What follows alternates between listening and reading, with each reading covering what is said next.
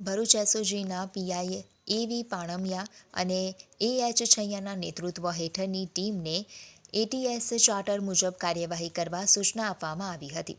આ સૂચનાના આધારે એસઓજી ટીમને બાતમી મળી હતી કે અંકલેશ્વર એ ડિવિઝન પોલીસ સ્ટેશનમાં નોંધાયેલા એનડીપીએસ કેસના આરોપી કેશવ શાંતારામ ગોટેકર ભરૂચના ભોલાવ બસ ડેપો પાસે હાજર છે.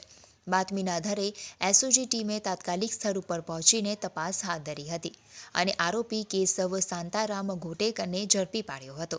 આરોપીની ઓળખ અને સરનામાની ખાતરી કર્યા બાદ તેની કાયદેસર અટકાયત કરવામાં આવી છે અને આગળની કાર્યવાહી હાથ ધરવામાં આવી છે. વર્ષ 2023માં એસઓજી પોલીસે એક મહિલાને પોલીસે ગાંજાના જથ્થા સાથે ઝડપી પાડી હતી. જે તે વખતે પોલીસે 18,990 રૂપિયાનો મુદ્દામાલ જપ્ત કરી તપાસ શરૂ કરી હતી, જેમાં કેશવ શાંતારામ ગોટેકર વોન્ટેડ હતો.